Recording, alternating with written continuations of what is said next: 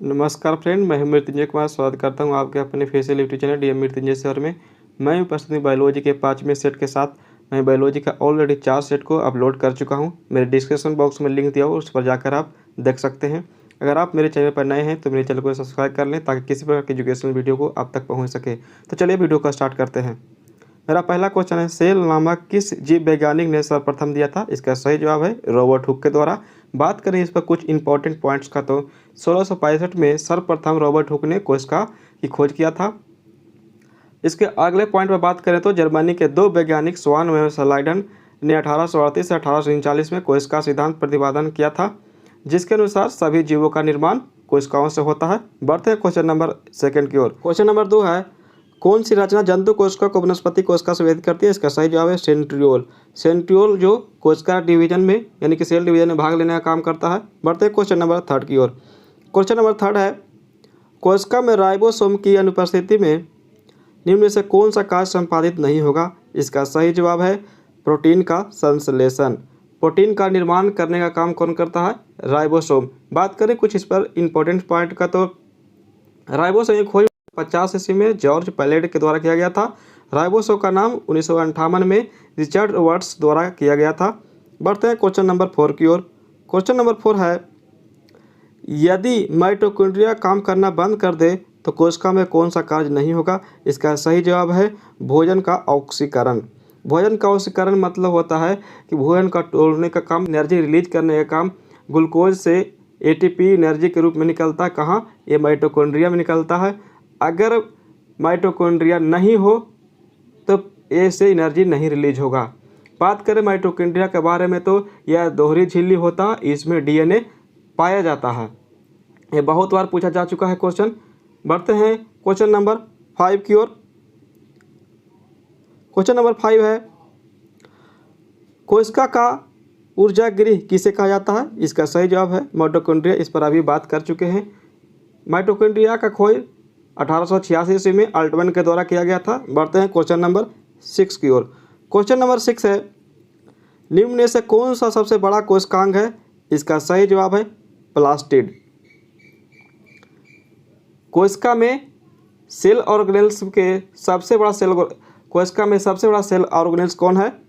Plastid. दोहरी झिल्ली से घिरा हुआ होता है। 3 प्रकार के होता है, ल्यूकोप्लास्ट, क्रोमोप्लास्ट और क्लोरोप्लास्ट।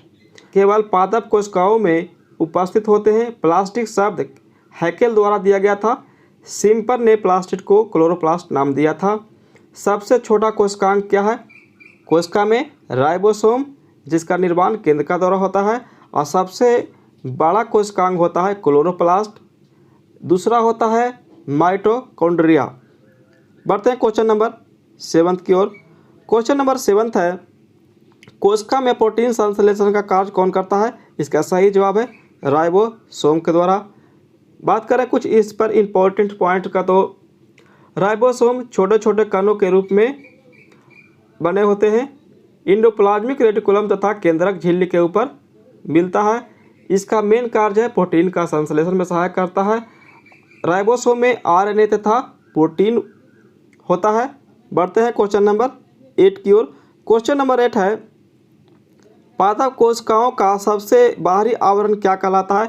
इसका सही जवाब है कोशिका भित्ति। पादप कोशिका में कोशिका भित्ति होती है, जबकि जंतु कोशिका में कोशिका झिल्ली होती है। कोशिका भित्ति का निर्माण सेल्यूलोज, पेक्टोज तथा अन्य निर्जीव पदार्थों से होता है। कोशिका भित्ति का कार्य है कोशिका के आकृति को प्रदान करना तथा प्रोटोप्लाज्म को क्या करना? रक्षा करना। बढ़ते हैं क्वेश्चन नंबर 9 की ओर। क्वेश्चन नंबर 9 है, कोशिका के निश्चित रूप प्रदान कौन करता है? इसका सही जवाब है कोशिका भित्ति, जो अभी बात कर चुके हैं। क्वेश्चन नंबर 10 पर आते हैं। क्वेश्चन नंबर 10 है, कोशिका द्रव में उपस्थित महीन सखील झिल्लीदार अनियमित नलिकाओं का घना जाल को क्या कहते हैं? इसका सही जवाब है अंतरा प्रादवी जालिका। इसको इंग्लिश में कहते हैं इंडोप्लाज्मिक रेटिकुलम। बात करें इंडोप्लाज्मिक रेटिकुलम का तो ये फ्रेमवर्क तैयार करता है। ये स्ट्रक्चर शेप देने का कार्य करता है। सेल को 70% भाग की रचना ये करता है। इसकी रचना जल एवं कार्बनिक तथा अकार्बनिक ठोस द्वारा होता है। बढ़ते हैं क्वेश्चन नंबर 11 की ओर। क्वेश्चन नंबर 11 है, प्रोटीन का निर्माण का सक्रिय स्थल कहाँ है? इसका सही जवाब है राइबोसोम। इस पर हम लोग बात कर चुके हैं। बढ़ते हैं क्वेश्चन नंबर 12 की ओर। क्वेश्चन नंबर 12 है, कौन सा कोशिकांग केवल पादप कोशिकाओं में पाया जाता है? इसका सही जवाब है उपयुक्त सभी। क्यों? क्योंकि रिक्तियाँ यानी वैक्यूल, लवक यानी प्लास्टिड और कोशिका भित्ति, ये सभी पाया जाता है सिर्फ और सिर्फ पादप कोशिका में। जंतु कोशिका में इनमें से कोई नहीं पाया जाता है। बढ़ते हैं क्वेश्चन नंबर 13 की ओर। क्वेश्चन नंबर 13 है, कोशिकीय श्वसन का सक्रिय स्थल क्या है? इसका सही जवाब है माइटोकॉन्ड्रिया। इस पर हम लोग बात कर चुके हैं कि माइटोकॉन्ड्रिया पावर ऑफ सेल कहा जाता है, किचन ऑफ सेल कहा जाता है। बढ़ते हैं क्वेश्चन नंबर 14 की ओर।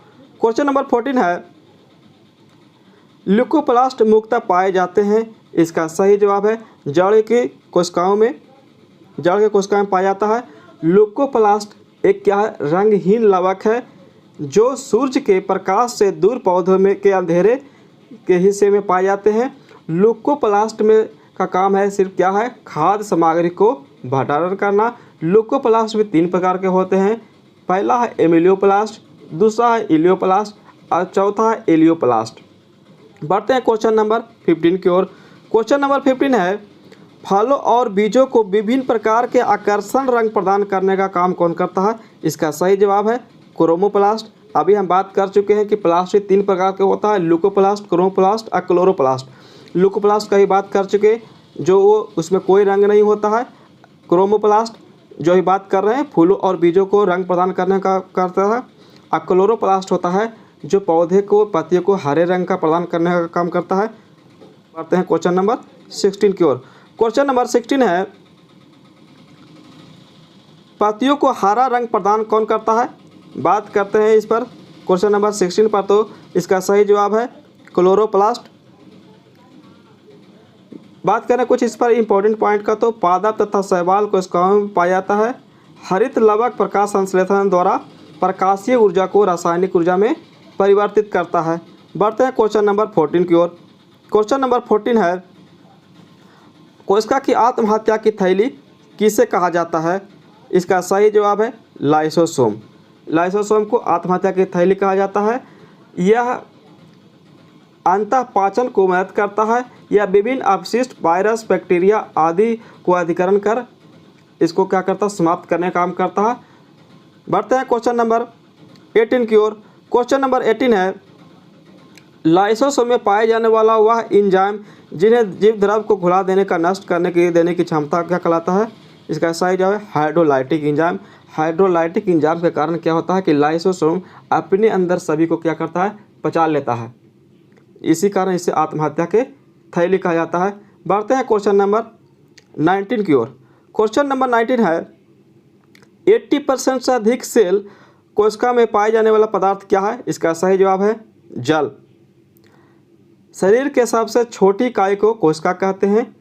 ठीक है, जिस तरीका से घर का निर्माण छोटे छोटे ईंटों से होता है, उसी प्रकार से प्रत्येक जीवों का शरीर का निर्माण छोटे छोटे कोशिकाओं के जुड़ने से होता है। बढ़ते हैं क्वेश्चन नंबर 20 की ओर। क्वेश्चन नंबर 20 है, निम्न में से किसने यह मूल अवधारणा प्रस्तुत की थी कि सभी जीव कोशिकाओं के बने होते हैं? इसका सही जवाब है 2 और 4, यानी कि स्लाइडन और स्वान के द्वारा किया गया था, या इसका सही जवाब होगा ऑप्शन डी। चलिए बढ़ते हैं क्वेश्चन नंबर 21 की ओर। क्वेश्चन नंबर 21 है, किसी परिस्थिति के कारण किसी पादप कोशिका और पशु कोशिका में अंतर पाया जाता है? इसका सही जवाब है कोशिका भित्ति और क्लोरोप्लास्ट भी होगा। दोनों ऑप्शन सही हो गए क्योंकि ये दोनों पाए जाते हैं पादप में, जंतु कोशिका में पाए नहीं जाते हैं। बढ़ते हैं क्वेश्चन नंबर नेक्स्ट की ओर। अगला क्वेश्चन है मेरा क्वेश्चन नंबर 22, गोल्जी काय का प्रमुख कार्य क्या है? गोल्जी काय का प्रमुख कार्य है श्रवण करना। बात करें कुछ इंपॉर्टेंट पॉइंट का, तो गोल्जी काय इसकी खोज कैमिलो गोल्जी ने किया था। गोल्जी काय कोशिका भित्ति और सेल प्लेट का निर्माण करता है। इसमें वसा तथा प्रोटीन होता है। बढ़ते हैं क्वेश्चन नंबर 23 की ओर। क्वेश्चन नंबर 23 है, निम्नलिखित में से कौन सा कोशिकांग डीएनए रखता है? इसका सही जवाब है माइटोकॉन्ड्रिया। बात करें इस पर कुछ पॉइंट का तो माइटोकॉन्ड्रिया तथा प्लास्टिड में दोनों में डीएनए होता है। एक क्वेश्चन बहुत बार रिवीजन किया जा चुका है, इस पर बहुत सारा क्वेश्चन एग्जाम में पूछा जा चुका है कि कौन कौन से ऑर्गेनेल्स में डीएनए प्राप्त होता है। इसका सही जवाब होगा माइटोकॉन्ड्रिया और प्लास्टिड में। बढ़ते हैं क्वेश्चन नंबर 24 की ओर। क्वेश्चन नंबर 24 है, कौन सा कोशिकांग प्रोटीन संश्लेषण में प्रमुख भूमिका निभाता है। इसका सही जवाब है एंडोप्लाज्मिक रेटिकुलम और राइबोसोम। बढ़ते हैं क्वेश्चन नंबर नेक्स्ट की ओर। अगला क्वेश्चन है 25 है, माइटोकॉन्ड्रिया की खोज किसने की थी। इसका सही जवाब है अल्टमैन। इस पर बात हम लोग कर चुके हैं। 1886 ईस्वी में अल्टमैन ने खोज किया था। इसका नामकरण कोलकर बेंडा के द्वारा किया गया था। बढ़ते हैं क्वेश्चन नंबर 26 की ओर। क्वेश्चन नंबर 26 है, कौन सा अंग प्रायः जंतु कोशिका में उपस्थित नहीं होता है। इसका सही जवाब है लवक। लवक होता है, प्लांट में होता है। बढ़ते हैं क्वेश्चन नंबर 27 की ओर। क्वेश्चन नंबर 27 है, लाइसोसोम कार्य करते हैं। इसका सही जवाब है अंतःकोशीय पाचन में। आज बात कर चुके हैं कि इसका मेन काम है टूटा फूटा शरीर के अंदर कोई भी पार्ट है इसको क्या करता है, ये गलाने का काम करता है, इसको पाचन करने का काम करता है, क्योंकि इसमें हाइड्रोलाइटिक एंजाइम पाया जाता है। बढ़ते हैं अगले क्वेश्चन की ओर। अगला क्वेश्चन है, कोशिका भित्ति होती है, ये क्या होती है, प्रग्रम होती है कोशिका भित्ति। बढ़ते हैं अगले की ओर, क्वेश्चन की ओर। अगला क्वेश्चन है 29। क्वेश्चन नंबर 29 है, माइटोकॉन्ड्रिया का भीतरी बलन क्या है। इसका सही जवाब है क्रिस्टी होता है, इसमें बहुत सारा क्रिस्टी पाए जाते हैं। बढ़ते हैं क्वेश्चन नंबर 29 हो चुका है। बढ़ते हैं क्वेश्चन नंबर 30 की ओर। माइटोकॉन्ड्रिया किस में अनुपस्थित होता है। इसका सही जवाब है जीवाणु।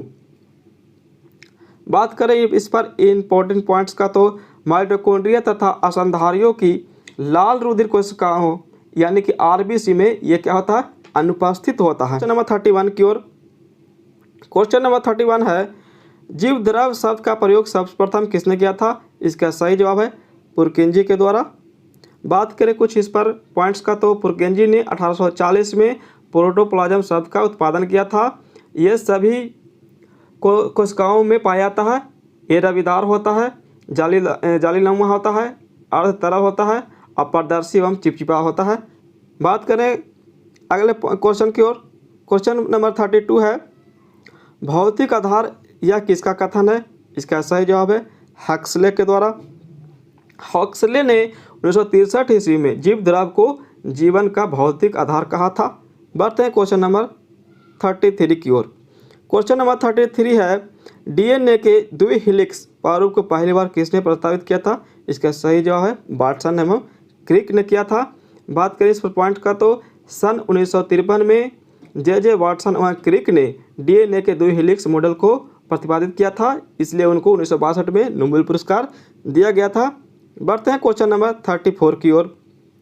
क्वेश्चन नंबर 34 है, न्यूक्लियस की खोज सर्वप्रथम किसने किया था। इसका सही जवाब है ब्राउन के द्वारा। बात करें पॉइंट्स का तो केंद्रक की खोज सर्वप्रथम ब्राउन द्वारा, रॉड ब्राउन द्वारा 1831 ईस्वी में किया गया था। असंधारी के लाल रक्त कोशिका में यानी आरबीसी में कोई केंद्रक नहीं होता है। ये पॉइंट कई बार पूछा जा चुका है एग्जाम में। बढ़ते हैं क्वेश्चन नंबर 35 की ओर। क्वेश्चन नंबर 35 है, कोशिका के क्रियात्मक गतिविधियां नियंत्रित करता है। इसका सही जवाब है केंद्रक द्वारा। केंद्रक जो सेल के सभी भी सेल ऑर्गेनेल्स तथा अदर कोई भी फंक्शन को ये क्या करता है, कंट्रोल करने का काम करता है कौन, केंद्रक। ठीक है, बढ़ते हैं क्वेश्चन नंबर 36 की ओर।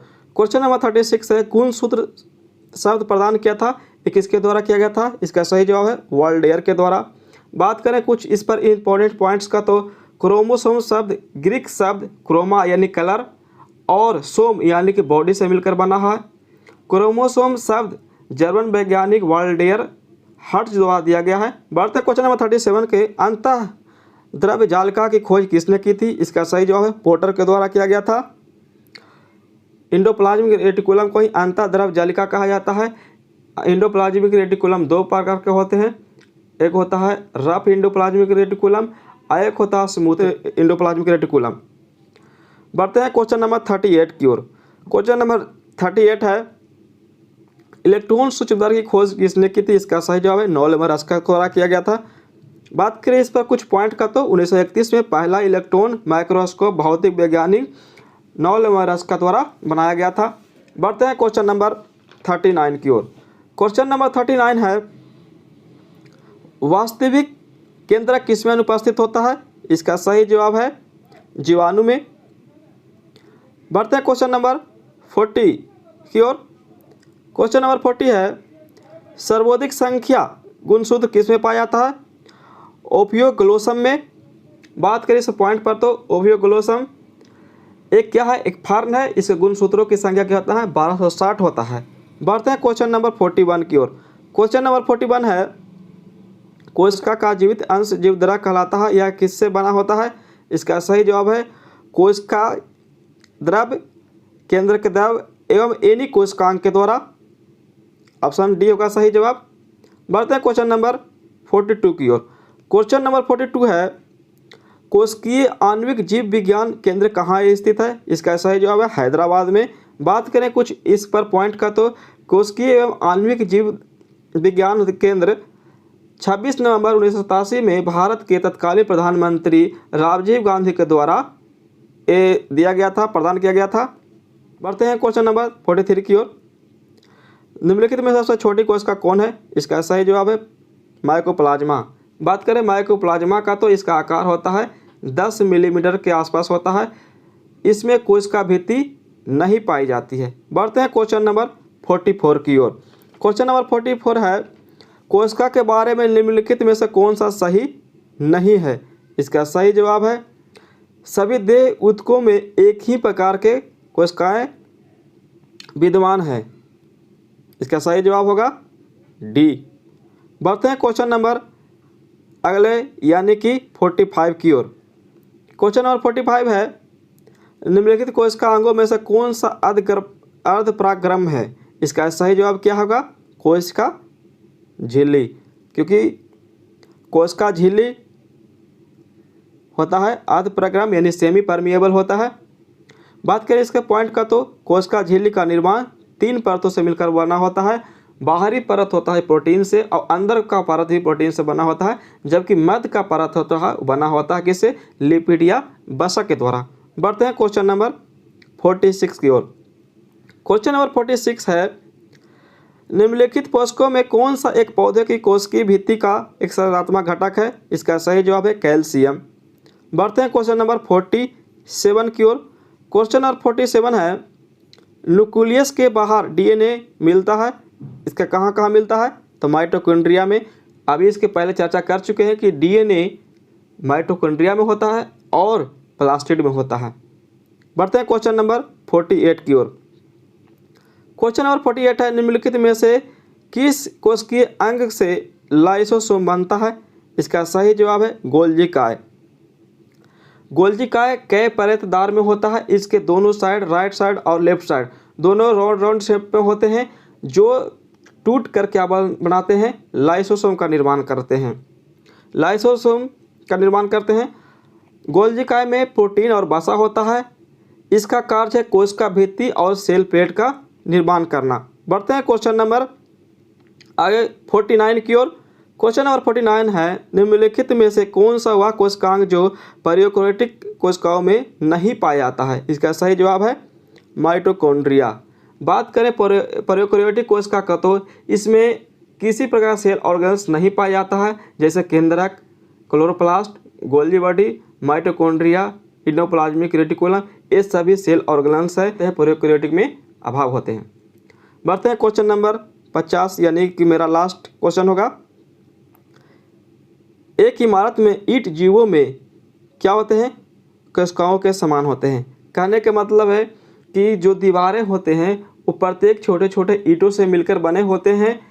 उसी प्रकार हमारा सभी जीवों का जो बॉडी होता है एक छोटे छोटे सेलों से जुड़कर बना होता है। बात करें इस पर कुछ इंपॉर्टेंट पॉइंट का तो कोशिका का अंग्रेजी शब्द सेल लैटिन भाषा के सेलुलर शब्द से लिया गया है, जिसका अर्थ है एक छोटा कमरा। बात करें इसके दूसरे पॉइंट पर तो कोशिका की खोज सर्वप्रथम रॉबर्ट हुक के द्वारा 1665 ईस्वी में किया गया था। इस तरीक़ा से मेरा 50 क्वेश्चन समाप्त हो गया है। इसी तरह के एजुकेशनल वीडियो को प्राप्त करने के लिए मेरे चैनल को सब्सक्राइब करें। धन्यवाद। जय हिंद।